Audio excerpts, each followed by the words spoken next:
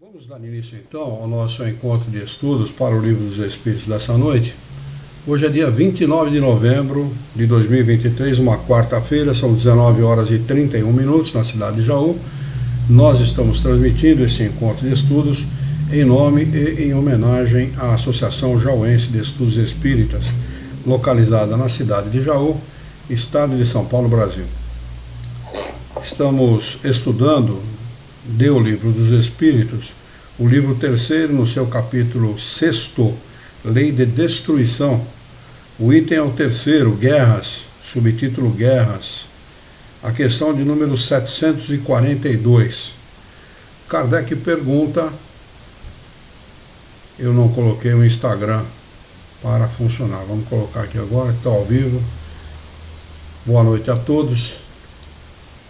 Nós vamos começar então pela questão de número 742, como eu havia dito. Kardec pergunta aos espíritos superiores o seguinte: qual a causa que leva o homem à guerra? Resposta dos espíritos superiores. A Luciana já está conosco, bem-vinda, filha. Boa noite, Lu. Eles respondem o seguinte: predominância da natureza animal sobre a espiritual e a satisfação das paixões. No estado de barbárie, os povos só conhecem o direito do mais forte. E é por isso que a guerra, para eles, é um estado normal. À medida que o homem progride, ela se torna menos frequente, porque ele evita as suas causas, e quando ela se faz necessária, ela sabe adicionar-lhe humanidade. Ela respondeu ao seu boa noite, dizendo assim: boa noite, querido amigo Alexandre. Muito bem. É pura realidade aquilo que os espíritos responderam, e a gente nota que realmente é isso mesmo, né? E nosso planeta está passando por uma fase muito semelhante a esta, né? Sim. Esta última parte da resposta é que à medida que o homem progride, a guerra, se torna menos frequente, porque ele evita suas causas e quando ela se faz necessária, ele sabe adicionar-lhe humanidade. É verdade mesmo, antigamente ninguém pesava se ia destruir ou se ia afetar crianças, velhos, jovens, mulheres, simplesmente se guerreava e se destruía tudo pelo prazer da destruição. Hoje a gente nota que a coisa é um pouco diferente, não é assim. Já se adiciona realmente um grau de humanidade muito grande às guerras, ou pelo menos se pretende adicionar.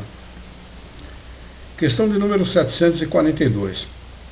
Pergunta: a guerra desaparecerá um dia da face da Terra? Resposta: sim, quando os homens compreenderem a justiça e praticarem a lei de Deus. Então todos os povos serão irmãos.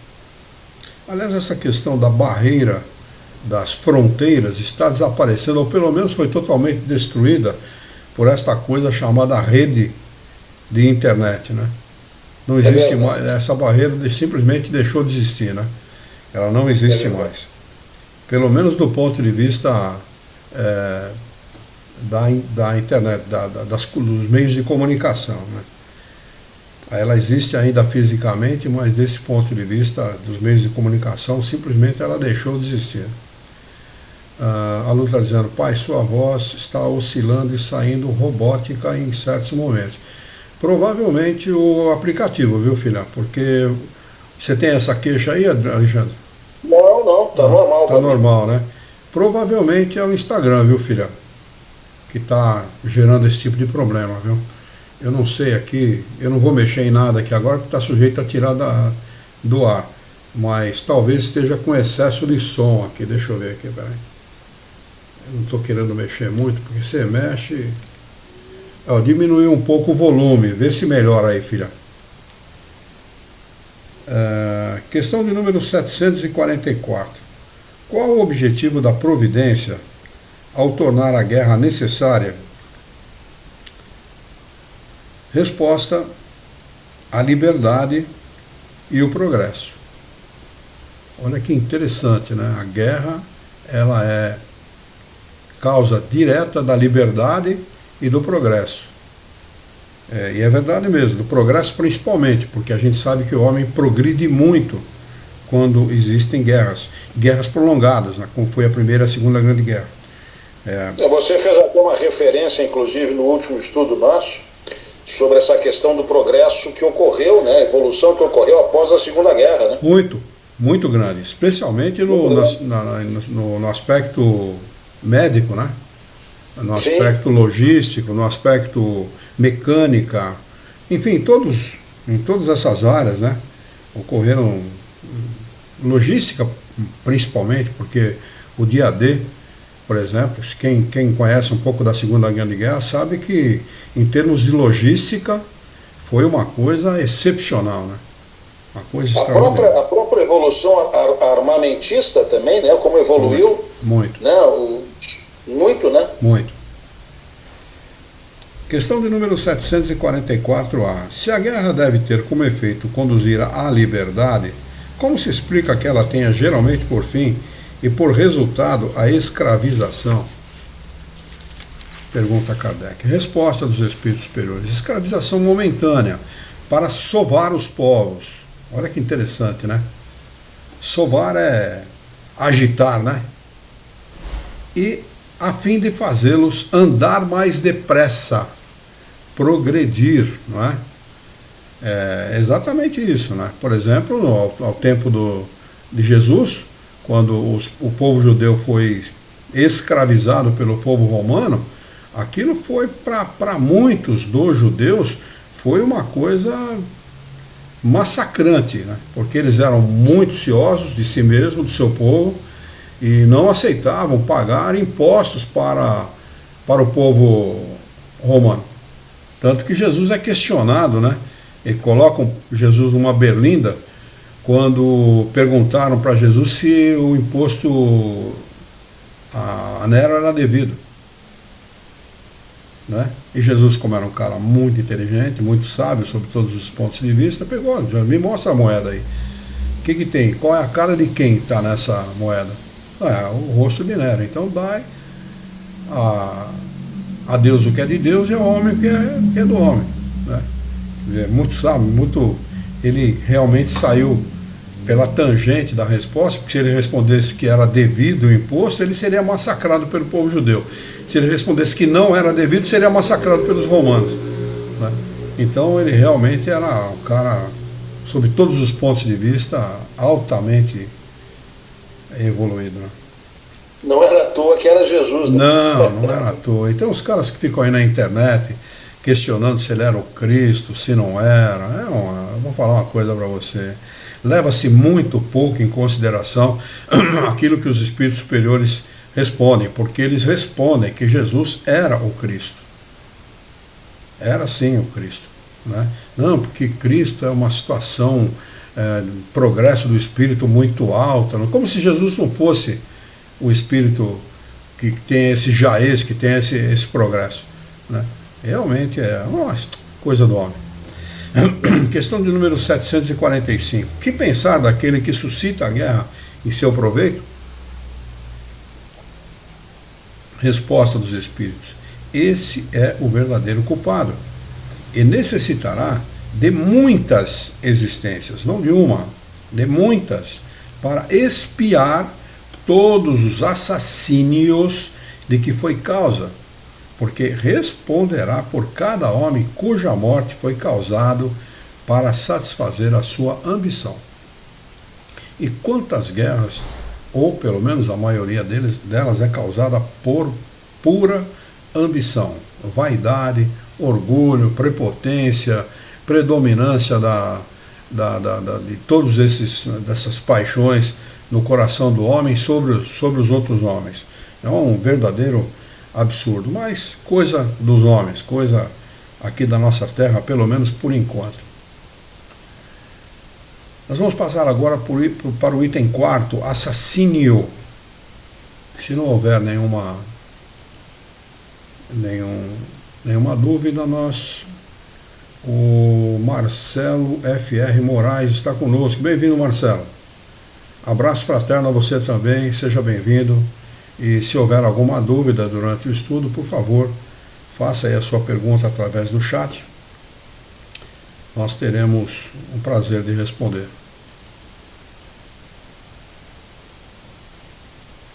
Questão de número 746.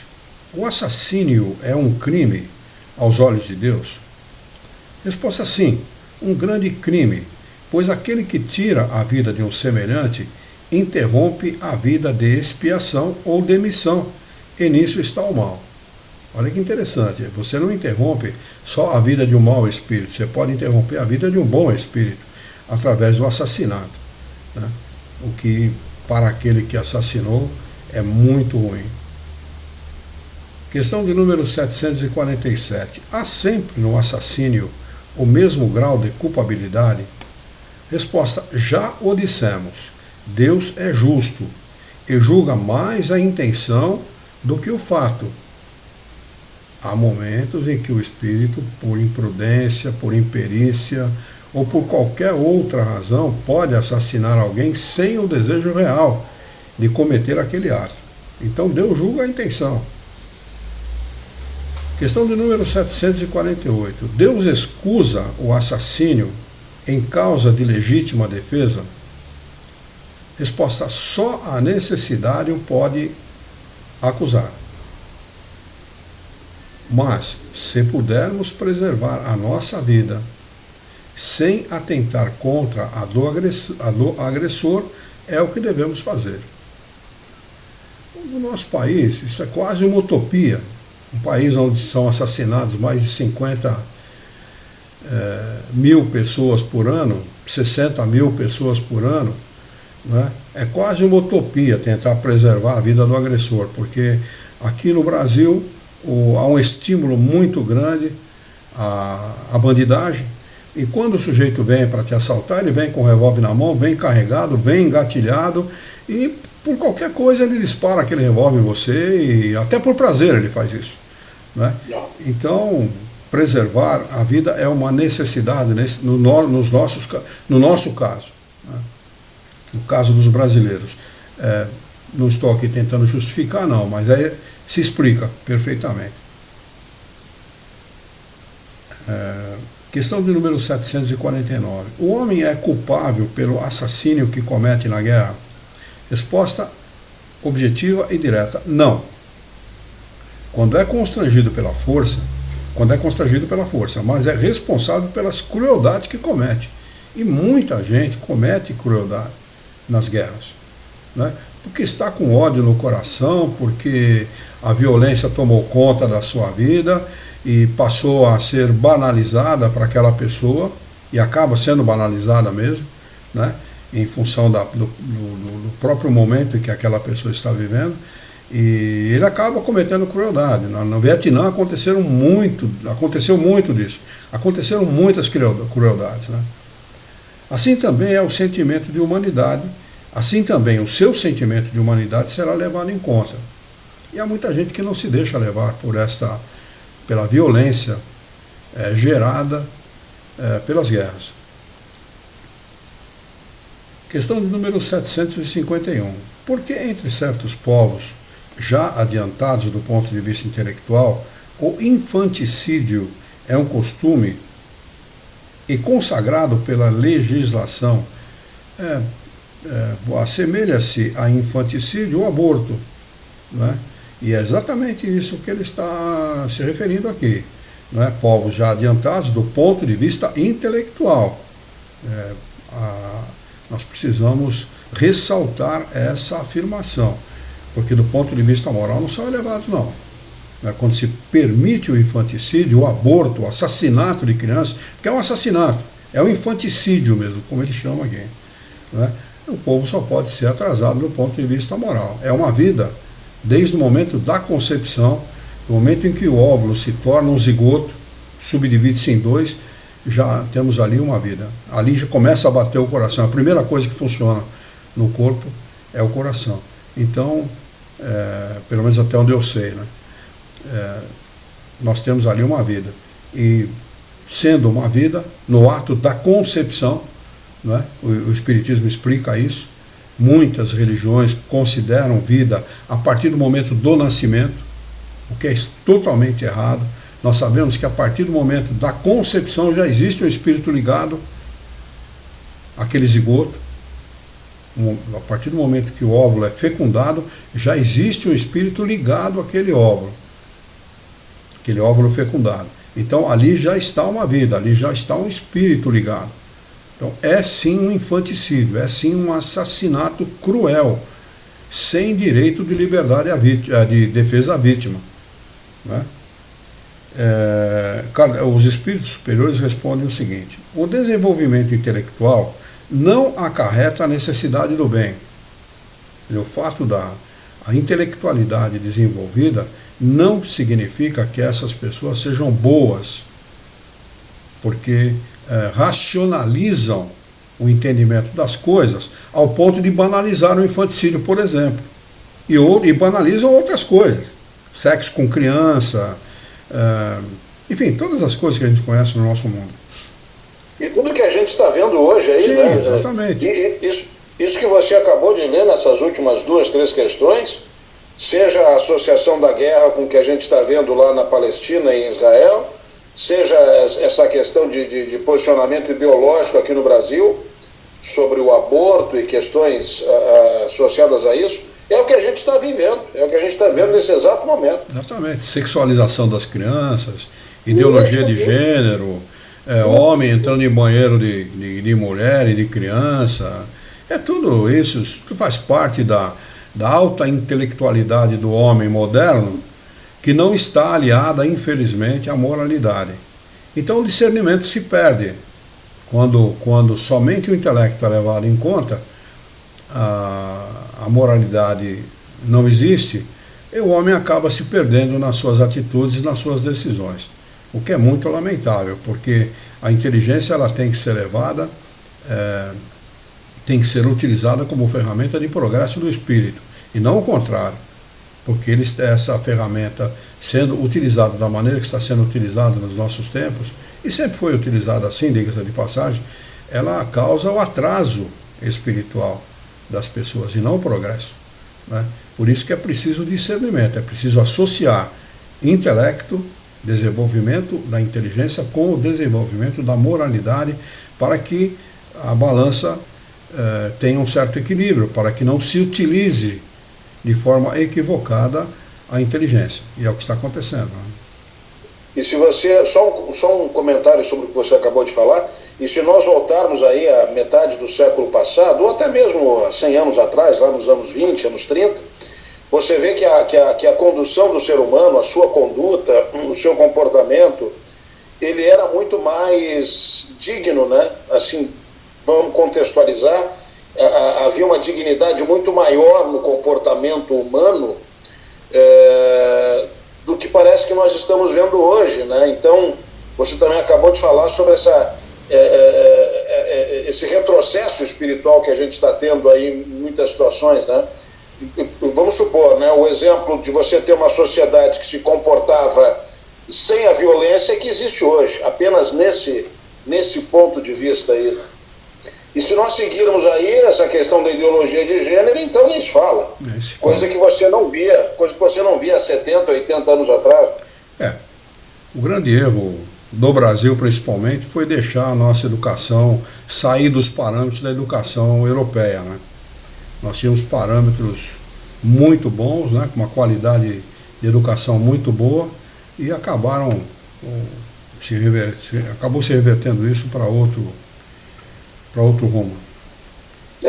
Item 5, crueldade. Esse é o subtítulo que nós vamos estudar agora. A questão de número é a de número 752. Kardec pergunta aos espíritos superiores o seguinte: podemos ligar o sentimento de crueldade ao instinto de destruição? Resposta: a crueldade é o próprio instinto de destruição, no que ele tem de pior. Porque se a destruição é às vezes necessária, a crueldade jamais o é. Ela é sempre a consequência de uma natureza má. E o que nós vemos hoje de crueldade não é?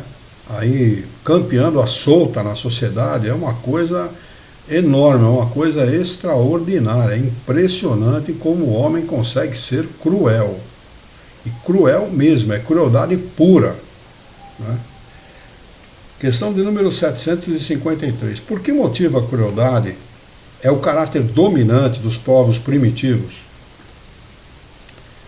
Resposta. Entre os povos primitivos, como os chamas, a matéria sobrepuja o espírito. Eles se entregam aos instintos animais e, como não têm outras necessidades além das corpóreas, cuidam apenas da sua conservação pessoal. É isso que geralmente os torna cruéis. Além disso, os povos de desenvolvimento imperfeito estão sob domínio de espíritos igualmente imperfeitos, que lhes são simpáticos, até que povos mais adiantados venham destruir ou arrefecer essa influência. Então olha como é importante, né, ter o entendimento de que os espíritos, Luz da Doutrina Espírita está conosco, seja bem-vinda, a Yara também está conosco, bem-vinda Yara, bem-vindo a pessoa que entrou como nome de Luz da Doutrina Espírita. É muito gratificante tê-los conosco. É muito importante nós sabemos da ação dos espíritos nas nossas vidas, né? Porque realmente eles dominam o homem, eles conseguem dominar pela sua influência o homem e incentivar a crueldade. Eles são espíritos imperfeitos, dominando homens encarnados imperfeitos, não é? E incentivam a crueldade. Por isso que o nosso mundo é o que é. Não é? A gente nota aí que as pessoas agem por crueldade ou com crueldade sem razão nenhuma. A gente não consegue entender por que a pessoa consegue ser tão cruel. Por que razão a pessoa consegue ser tão cruel? Não é? Há casos aí de muito, como a internet hoje dissemina muito informação, a gente vê casos aí de filhos espancando mãe, filhas espancando seus pais, matando seus pais em nome de receber uma herança, etc. Então, pura crueldade. Crueldade característica de espíritos imperfeitos, né? Que são secundados por desencarnados imperfeitos, levando o homem a amontoar, como dizia Jesus, sobre a própria cabeça sem números de sofrimentos que eles terão que resgatar em futuras encarnações, com certeza. Não é a pedagogia do medo, não, aqui é a lei de causa e consequência, é uma lei natural, uma lei de Deus, né? E cada ato nosso gera uma consequência, um pensamento gera uma consequência. Então todo mau pensamento que nós tivermos em relação aos nossos irmãos gerarão consequências nefastas para nós, seja nessa ou em futuras encarnações. Nós responderemos na medida do nosso conhecimento, da nossa responsabilidade por tudo aquilo que nós fizermos, eventualmente viermos a fazer contra os nossos irmãos. Responderemos, não tenho dúvida disso. E também seremos beneficiados por tudo aquilo que nós fizemos a favor dos nossos irmãos. Não é?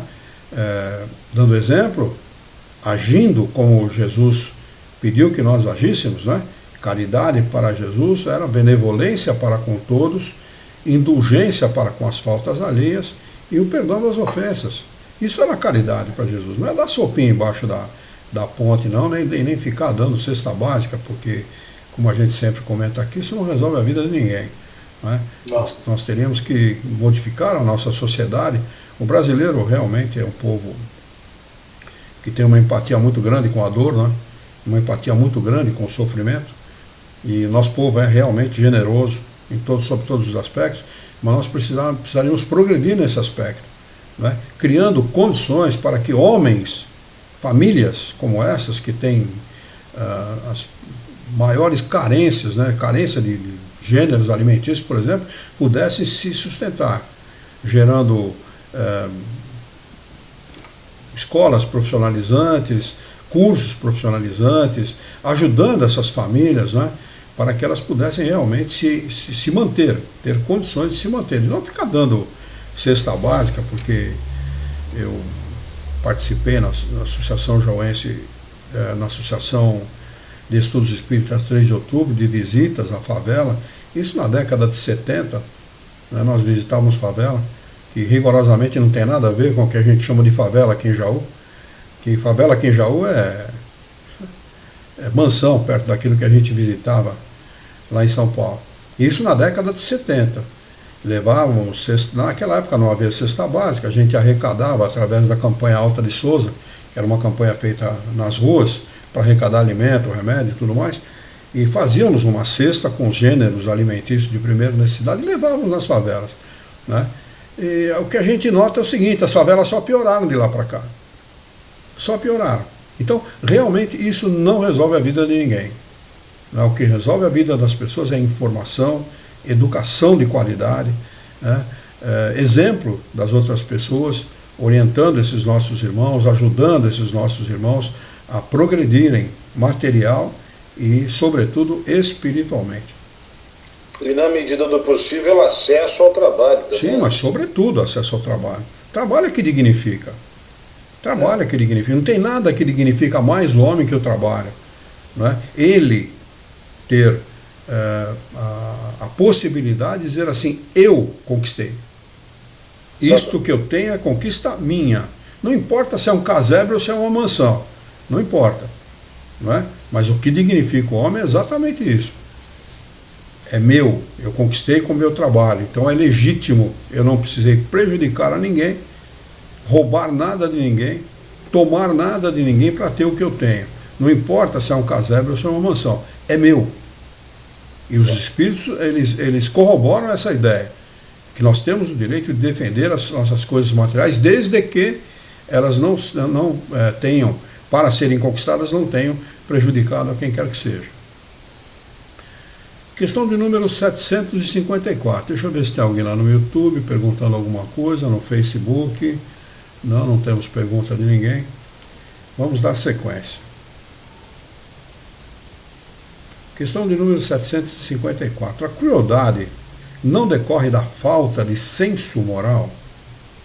Resposta. Dizem que o senso moral não está desenvolvido, mas não que está ausente, porque ele existe, em princípio, em todos os homens. É esse senso moral que os transforma mais tarde em seres bons e humanos.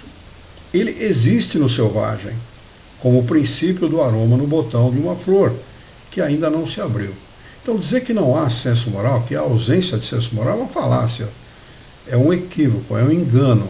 Existe sim. É que o homem muitas vezes abafa a própria consciência em nome das suas vantagens materiais. Não, mas se eu não fizesse, outro faria. É muito comum a gente ouvir isso. Ah, se eu não desse droga para os viciados, viria outro no meu lugar e daria. O que ele está fazendo? Ele sabe que é errado. Então não é que não há senso moral. O senso moral existe em princípio dentro dele. Só que ele está dominando aquele senso moral, abafando aquele senso moral em nome das suas vantagens materiais, o que lhe custará muito caro no futuro. A justificativa, né? É a justificativa, é tentar justificar aquilo que jamais teria justificativa.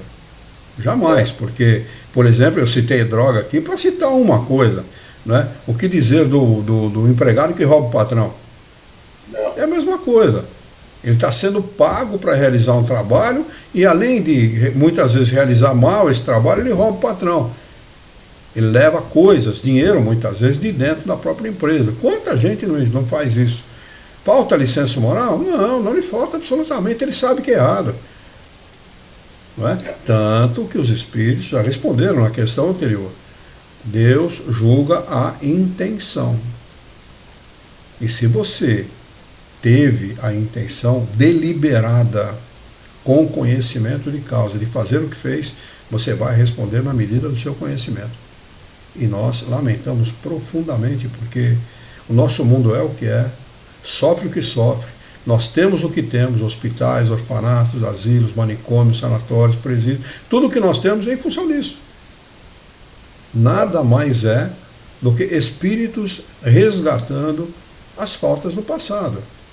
Se não há razão para que um espírito esteja passando por aquilo nesta encarnação, é porque a coisa vem de outras encarnações. Ou encarnações onde o espírito abafou a sua própria consciência em nome das suas vantagens sociais e materiais, e está resgatando, porque é o espírito mesmo que pede. Não existe departamento reencarnatório, isso é bobagem de romance, né? O espírito pede: eu preciso passar por determinadas provas, por determinadas expiações, para resgatar as faltas do passado. E muitas vezes passa com alegria por essas provações, por essas expiações. Eu visitei as casas André Luiz, no meu tempo de garoto, 21, 22 anos de idade. Levei minhas filhas lá, a Luciana esteve lá, a Juliana esteve lá comigo, quando eram crianças, para verem aquelas crianças que ali estão. São 2 andares de centenas de crianças que ali estão, que ali são ajudadas, auxiliadas, cuidadas por aquelas pessoas abnegadas que ali trabalham, né? E com hidrocefalia. Tem muitas crianças ali que a gente tem corpo de criança, mas já tem idade muitas vezes avançada, a cabeça é muito maior que o corpo, né? Então imagine você o que o espírito fez numa encarnação para estar merecendo vivenciar uma situação como aquela, totalmente na dependência de terceiros para se alimentar, para matar a sua sede, para se aciar, para ter um abrigo, totalmente na dependência.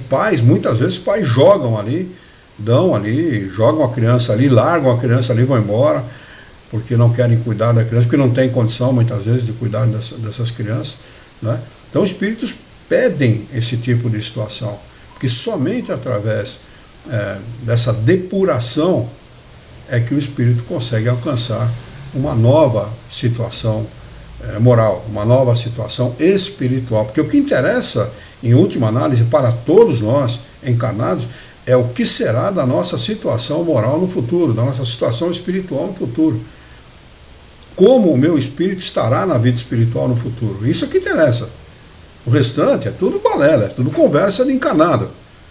Eu quero ter mansão, eu quero ter carro de luxo, tudo bem, ótimo, é bom mesmo. Mas o que isso vai te trazer de benefícios espirituais? Vai trazer coisa boa? Você vai estar bem na vida espiritual depois de desencarnado? Ótimo. Se a resposta for sim, se a tua consciência não lhe acusar de nada, ótimo, excelente. Você estará muito bem. Mas se a tua consciência deixar você mesmo duvidoso a esse respeito, reveja a sua posição, mude a sua posição, porque em nome de alguns momentos de felicidade, você terá anos de infelicidade, e anos terríveis, de pura infelicidade, pedida por você mesmo.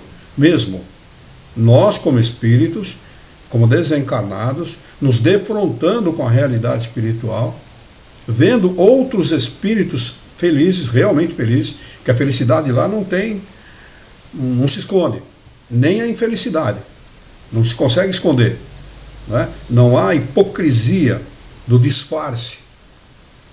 O sujeito, se ele for infeliz, ele sofre a sua infelicidade, realmente. E ele vê outros espíritos felizes. Ele fala: eu quero ser como esse cara, eu quero viver essa felicidade, né? E o que eu tenho que fazer?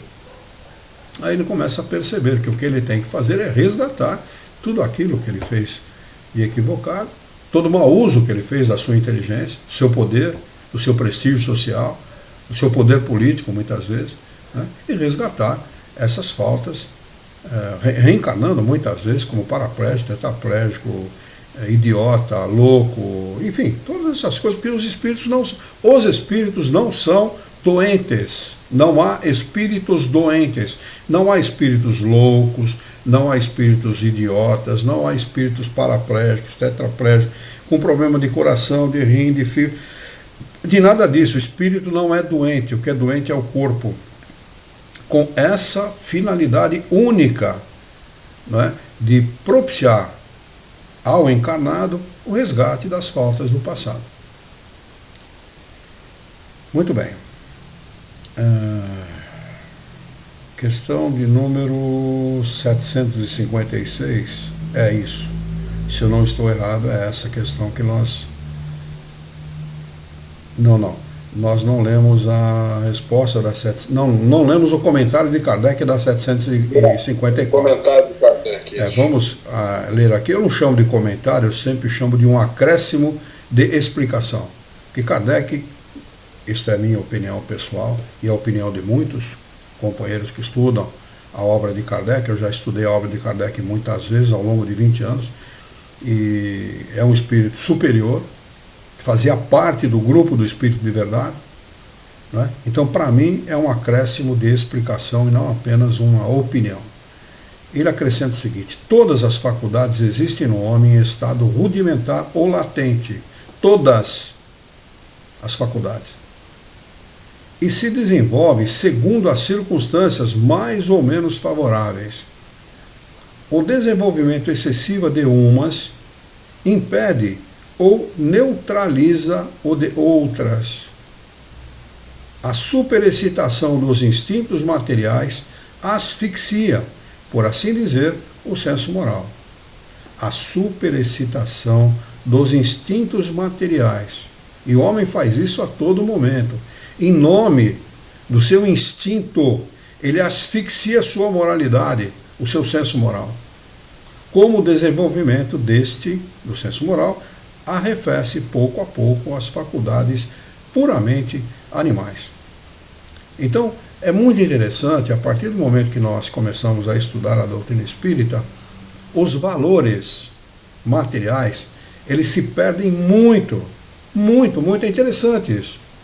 Nós deixamos de lado esses valores, em cerca de quase 80% deles, para darmos apenas o valor exato que a matéria merece, ou que as coisas materiais merecem. Não damos a menor, damos a importância exata que as coisas materiais devem ter, não mais importância, né? Isso é informação, né? A aplicação desses conhecimentos na nossa vida, no nosso dia a dia, na nossa maneira de pensar e de agir, não é? Traz isso para essa qualidade para nós. Então eu costumo dizer o seguinte: a partir do momento em que nós nos tornamos espíritas, e sobretudo a Neia Pescaroli-Monzani, puxa, que sobrenome, hein, né? Sobrenome comprido, hein? Com certeza tem muitos que plantaram e agora têm de colher. É exatamente isso, né, Neia? Poxa, o que eu ia dizendo, eu perdi o meu raciocínio aqui, mas a gente volta nele. Eu estava falando da importância das coisas materiais. Muito bem. A gente estuda a doutrina espírita e começa a agir de conformidade com esses ensinamentos e a nossa vida muda completamente. Eu costumo dizer o seguinte: quem estuda a doutrina espírita, quem tem um conhecimento da doutrina dos espíritos, estou falando de romance, não, romance é outra coisa, isso é fantasia. Ninguém estuda nenhuma ciência clássica através de livros de romance. Nenhum médico estudou medicina em romance. Romance é um estilo literário que não tem e nem deve guardar nenhuma ligação com a verdade, porque o autor tem o direito legítimo de colocar ali as suas fantasias. Esse estilo literário permite essa licenciosidade para o seu autor, completamente diferente em um livro de estudos, em um livro de pesquisa, que é o caso do Livro dos Espíritos, por exemplo. Aqui não se permite licenciosidade nenhuma, por isso que ele não é ambíguo. Ele não possibilita às pessoas que o estudem de darem duplo significado àquilo que aqui está contido. Então, o que ocorre com nós que estudamos o Livro dos Espíritos, a doutrina espírita que está aqui contida? Nós mudamos a nossa maneira de pensar e jamais nós retornaremos. Jamais nós voltaremos a ser materialistas ou a darmos a importância à matéria mais do que a importância que nós devemos dar. Nós sempre manteremos aqueles limites, né, que o próprio estudo e a prática, sobretudo a prática daquilo que nós estudamos, nos faculta. Questão de número 755. Como se explica nas civilizações mais adiantadas existam... A Yara fez um comentário aqui, deixa eu ler. A morte não assusta, pelo contrário, almejado a hora. É o que ela quer dizer, que o espírita, embora possa parecer mórbido da parte dos espíritas, e quem ouvir isso e não for espírita vai entender dessa forma, ele mais deseja a morte do que teme a morte. Exato. Né? Porque a gente sabe que a partir do momento que nós desencarnamos por vontade do Criador, né, no momento certo, aprazado por Ele, né, nós teremos uma chance muito grande de sermos muito mais felizes, se não plenamente, mas muito mais felizes do que nós somos aqui encarnados. Teremos liberdade sobre todos os aspectos. O corpo não vai mais nos aprisionar. Mas vamos lá, obrigado, viu, bem, pelo comentário. Certíssima, Yara. Certíssimo, momento certo. Ela falou aqui, no momento certo. Questão 755. Como se explica que nas civilizações mais adiantadas existam criaturas, às vezes tão cruéis como selvagens? A resposta é da mesma maneira que numa árvore carregada de bons frutos existam os temporãos. Ele compara aqui os frutos de uma árvore que dá bom fruto com aqueles que dão fora de época, né? É apenas uma analogia que os espíritos estão fazendo. Eles continuam explicando o seguinte: elas são, se quiseres, selvagens que só têm a civilização, só tem da civilização a aparência. Lobos extraviados em meio de cordeiros. Mais uma analogia que os espíritos fazem para explicar esse tipo de situação. Os espíritos de uma ordem inferior, muito atrasados, podem encarnar-se entre homens adiantados com a esperança, e eles pedem isso, eles pedem para encarnar nessa situação. São espíritos muito atrasados. A gente vê que o nível de crueldade muitas vezes é tão grande nas pessoas, que não é possível que ele esteja vivendo no mesmo mundo que eu. Não é possível, é inconcebível esse tipo de atitude. E eles acometem.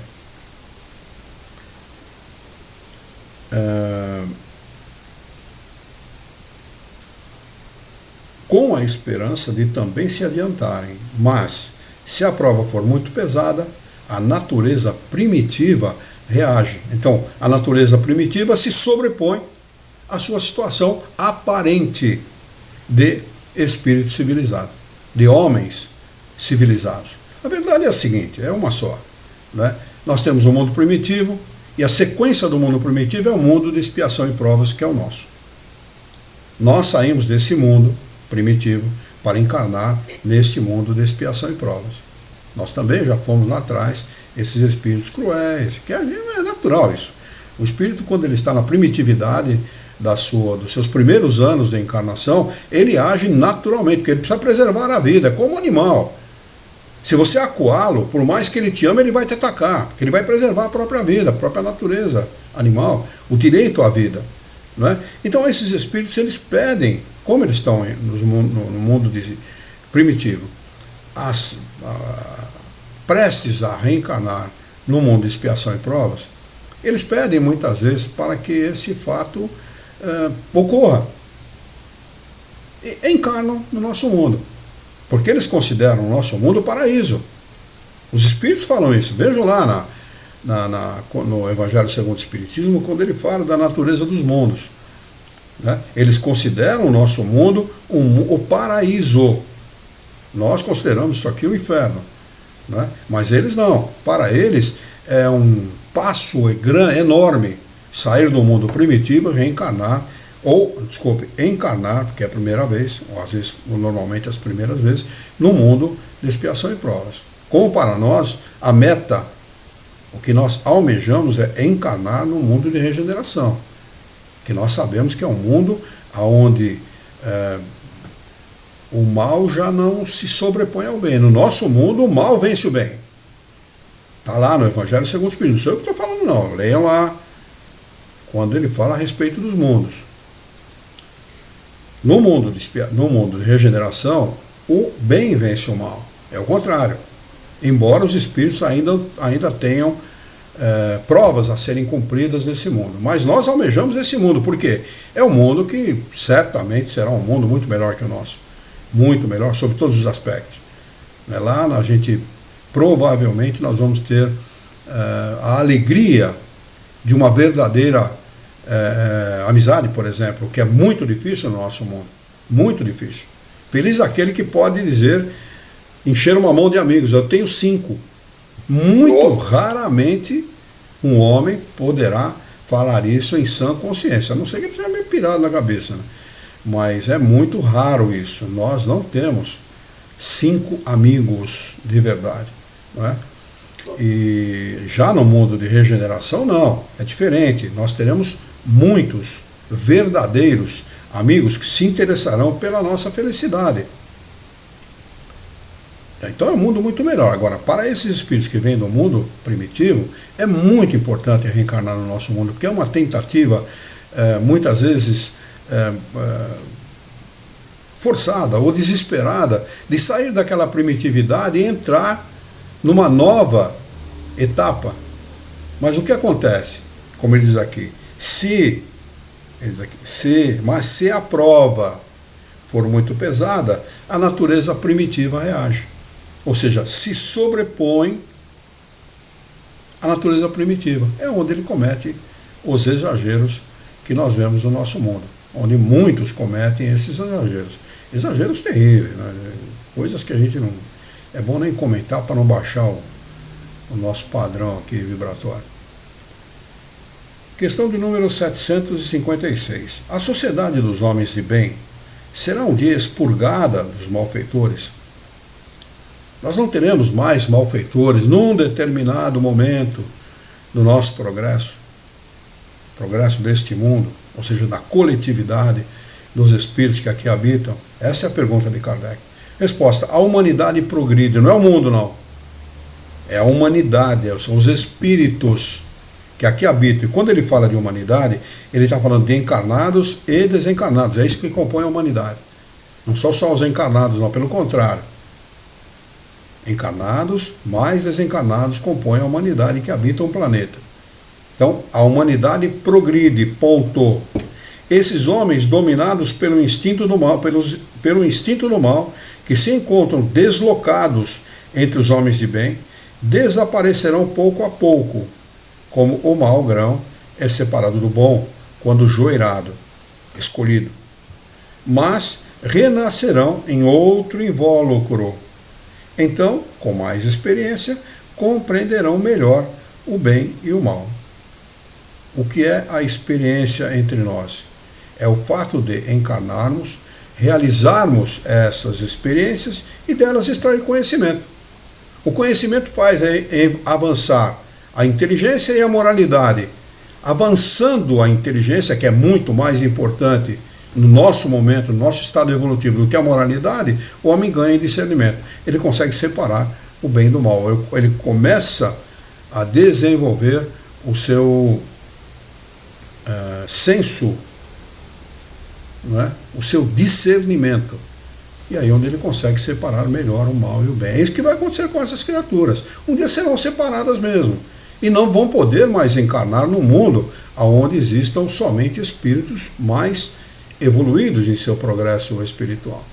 Eles não vão ter condições mais de encarnar aqui, vão ter que encarnar num outro planeta. O propósito disso, fazer avançar os espíritos que ali habitam. Eles vão levar toda a sua inteligência, todo o seu discernimento, toda a sua moralidade para um mundo como esse e ajudarem os espíritos que lá estão. Como nós já fizemos um dia, né? Certamente, ou como faremos um dia, nós não sabemos aquilo que nos está reservado pelo Criador. Não é? Tens um exemplo, continuam os espíritos respondendo, nas plantas e nos animais, que o homem aprendeu como aperfeiçoar, desenvolvendo-lhe qualidades novas. Pois bem, É só depois de muitas gerações que o aperfeiçoamento se torna completo. Essa é a imagem das diversas existências do homem. Ele faz aqui comparações, analogias, né, para arrematar dizendo o seguinte, para resumir tudo numa única frase. Essa é a imagem das diversas existências do homem. Depuração, depuração, aprimoramento da inteligência e da moralidade, depuração, depuração, encarna, realiza experiências nesse laboratório que é o nosso mundo, adquire conhecimento e progride. Vai mudando, modificando, modificando, se modificando, se modificando, até que chega um momento em que ele realizou o progresso que ele deveria. E vai, e aí, por aí vai, até em que ele se torne espírito puro, com o máximo de conhecimento permitido a um ser, a uma criatura criada por Deus. Certamente não é o mesmo conhecimento de Deus. Deus está em conhecimento e em todas as virtudes muito acima das suas criaturas. Mas nós chegaremos muito próximos do entendimento disso. Nós vamos passar para o item 6, duelo. Se não houver nenhuma pergunta, nenhuma dúvida, nós passaremos para este. A Maria Francisca nos deu boa noite. Boa noite, Maria Francisca. Desculpe ver somente agora, mas é um prazer. Estamos aqui, nós também. E nós ficamos muito agradecidos pela sua presença, viu, Maria Francisca? Prazer tê-la conosco. Se houver alguma dúvida sobre os nossos comentários, você pode escrever aí no chat e nós teremos um imenso prazer em responder. Então, o próximo item, subtítulo é duelo. A questão é de número 757. A pergunta de Kardec aos espíritos superiores é a seguinte: o duelo pode ser considerado como um caso de legítima defesa? Kardec fala mais da época dele do que da nossa época, né? Da nossa época já não existe mais muito isso, mas é bom considerar o fato moral em si, que levavam as pessoas a duelarem. E os espíritos respondem, não, é um assassínio, é um assassinato, e um costume absurdo, digno dos bárbaros. Numa civilização mais avançada e mais moral, o homem compreenderá que o duelo é tão ridículo quanto os combates de antigamente encarados como juízo de Deus. Nunca houve juízo de Deus. Né? Deus não faz esse tipo de juízo, isso é coisa do homem, né? e não do Criador, evidentemente. Questão de número 758. O duelo pode ser considerado como um assassínio por parte daquele que, conhecendo sua própria fraqueza, está quase certo de sucumbir? Não, não é um assassínio não, a resposta é um suicídio, responde os espíritos superiores. Ele sabe que vai morrer, vai lá duelar com o outro, sabendo que vai perecer nessa situação. Questão de número 758A. E quanto as probabilidades são iguais, é um assassinato ou um suicídio? Resposta é um e outro. Não tem saída, né? Kardec ficou sem saída nessa aqui. Realmente não tem justificativa para duelo, né? Hoje em dia procura-se duelar mais ao nível das ideias, quando as pessoas têm inteligência para isso. Porque quando a pessoa, o bruto, quando não consegue duelar através das ideias, parte para a agressão. Né? Esse não sabe duelar ao nível das ideias. Né? Que é muito comum, aliás. Muito comum, muito comum. Kardec acrescenta, faz o seguinte acréscimo de explicação. Em todos os casos, mesmo naqueles em que as possibilidades são iguais, o duelista é culpável porque atenta friamente e com propósito deliberado contra a vida de seu semelhante. Em segundo lugar, porque expõe a sua própria vida inutilmente e sem proveito para ninguém. Nós temos na história aí o conhecimento de que havia nesse período pessoas especializadas em duelo. Especializadas, ele sabia que ia matar o outro. Ele era muito bom na espada, muito bom no tiro de pistola, era um tiro só, mas ele sabia que ele ia acertar o alvo em cheio e mortalmente. Né? Então, os caras simplesmente eram um assassino, disfarçado no duelista. Apenas isso. Né? Questão de número 759. Qual o valor do que se chama o ponto de honra em matéria de duelo? Resposta do orgulho e da vaidade, duas chagas da humanidade, feridas abertas, chagas mesmo, a gente pode dizer até um câncer da humanidade, o orgulho e a vaidade. O orgulho e a vaidade são filhos direto do egoísmo. Orgulho e vaidade é filho direto do egoísmo. Não é? A verdade é essa, não é outra não. A verdade é realmente essa. Eu esqueci de ligar a energia elétrica aqui, a minha bateria estava acabando. Ainda bem que o computador avisa, senão nós ia apagar tudo aqui, ia ficar sem saber por quê. Mas... o teu espírito guia, que é, lembra por meu espírito Tesla. Tesla. Vamos lá. Questão de número 759. A. Mas não há casos em que a honra está verdadeiramente empenhada e a recusa seria uma covardia? Resposta: isso depende dos costumes e dos usos. Cada país e cada século tem a respeito uma maneira diferente de ser. Quando os homens forem melhores e moralmente mais adiantados, compreenderão que o verdadeiro ponto de honra está acima das paixões terrenas e que não é matando ou fazendo matar que se repara uma falta. Então a gente vê por isso que fazendo matar, hoje em dia, é o pior duelo que as pessoas cometem aqui na Terra. Porque quando há alguém interferindo nos interesses sociais, políticos e materiais de alguém, ele como minha mãe dizia, ele morria de morte matada. Né? E há muito disso nos nossos tempos de hoje. Há muitas pessoas poderosas que, não tendo a coragem de fazê-lo, contrata outro para fazer no seu lugar. E há assassinos profissionais no nosso mundo. Nós sabemos disso. Eu tive um amigo, um conhecido, que o tio havia sido um assassino profissional. E ganhou muito dinheiro com isso, tinha fazenda e tal, segundo o que ele me contou. Né? Então há no nosso mundo esse tipo de coisa. Né? O duelo deixou de existir, mas o assassinato por interesse continua existindo sim. Kardec acrescenta a seguinte explicação: há mais grandeza e verdadeira honra em se reconhecer culpado quando se erra ou em perdoar quando se tem razão. E em todos os casos, em não se dar importância aos insultos que não podem atingir-nos. A verdade é que quando nós somos atingidos, está falando muito mais alto a vaidade, o orgulho e a nossa prepotência do que realmente aquilo que pode nos atingir. Porque se a pessoa for humilde, nada pode atingi-lo. Absolutamente nada.